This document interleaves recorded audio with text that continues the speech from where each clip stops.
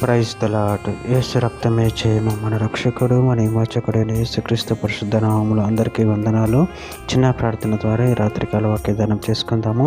పరిశుద్ధుడ మహాగణుడు అయిన దేవ యేసయ్య, సర్వాధికారినైన మీకు వేలాది వందనములు, కృతజ్ఞత స్తుతి స్తోత్రం చెల్లించుకుంటున్న దేవ ఈ రాత్రికాల సమయంలో ప్రభు వాక్య భాగం ధ్యానిస్తుండగా వాక్య భాగం మాకు అర్థమవును సహాయం చేసి మీ కృపలో బలపరిచి మీకు మాదిరిగా మమ్మల్ని నడిపించమని ఈ చిన్న ప్రార్థన ప్రభు యేసుక్రీస్తు పరిశుద్ధ నామములు అడిగి వేడుకుంటున్నాను తండ్రి. Amen amen.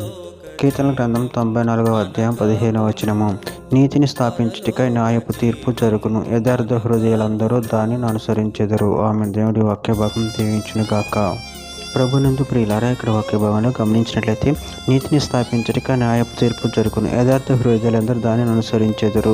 అదేవిధంగా వాక్య భాగంలో గమనించినట్లయితే ప్రకటన గ్రంథం 15వ అధ్యాయం 3-4 వచనంలో వారు ప్రభువా, దేవ, సర్వాధికారి, నీ క్రియలు ఘనమైనవి, ఆశ్చర్యమైనవి, యుగములకు రాజా, నీ మార్గంలో న్యాయములను సత్యములై ఉన్నవి. ప్రభువా, నువ్వు మాత్రం పవిత్రుడవు, నీకు భయపడని వాడవుడు, నీ నామమును మహిమపరచని వాడవుడు, నీ న్యాయ విధులు ప్రత్యక్షపరచబడినవి కనుక జనులందరూ వచ్చి నీ సన్నిధి నమస్కారం చేసేదరని చెప్పుచు దేవుని దాసుడకు మోషే కీర్తనయు గొర్రెపిల్ల కీర్తనయు పాడుచున్నారు.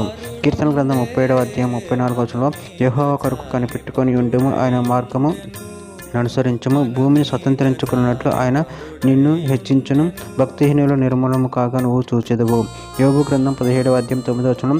అయితే నీతిమంతులు తమ మార్గమును విడవక ప్రవర్తించుదురు, నిరపరాధులు అంతకంతకు బలము నొందుదురు. యోబు గ్రంథం 23వ అధ్యాయం 11-12 వచనాలు. నా పాదములు ఆయన అడుగు జాడలు విడవక నడిచినవి, నేను ఇటు అటు తొలకక ఆయన మార్గం అనుసరించి తిని, ఆయన పెదవుల ఆజ్ఞను నేను విడిచి తిరగలేదు, ఆయన నోటి మాటలను నా స్వాభిప్రాయం కంటే ఎక్కువగా ఎంచి తిని. కీర్తన గ్రంథం 9వ అధ్యాయం 8వ వచనం. యెహోవా నీతిని బట్టి లోకమునకు తీర్పు తీర్చును, యథార్థతను బట్టి ప్రజలకు న్యాయము తీర్చును. హెబ్రీయులకు రాసిన పత్రిక 10వ అధ్యాయం 22వ వచనం.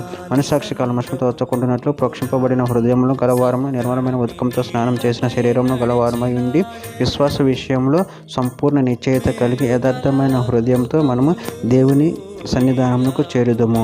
చివరిగా ఒక మాట. హెబ్రీయులకు రాసిన పత్రిక 12వ అధ్యాయం 14వ వచనము. అందరితో సమాధానమును పరిశుద్ధత కలిగి ఉండటకు ప్రయత్నించుడి, పరిశుద్ధత లేకుండా ఎవడను ప్రభువును చూడడు. ఆమె. దేవుడి వాక్య భాగం దీవించిన కాక చిన్న ప్రార్థన చేసుకుందాము. పరిశుద్ధుడ మహాగణుడైన దేవ యేసయ్యని మీరు ఇచ్చిన వాక్యదానం ప్రభు మీ కృతజ్ఞతలు చెల్లించుకుంటూ మీరు నీతి న్యాయం జరిగించి దేవుడు అన్నారు తండ్రి. మీ ఎందు భయభక్తులు కలిగి మీ ప్రేమ కృప మన బలపరిచి స్థిరపరిచి మీకు మాదిరిగా మమ్మల్ని నడిపించమని చిన్న ప్రార్థన యేసుక్రీస్తు పరిశుద్ధ నామములో అడిగి వేడుకుంటున్నాను తండ్రి. Amen amen.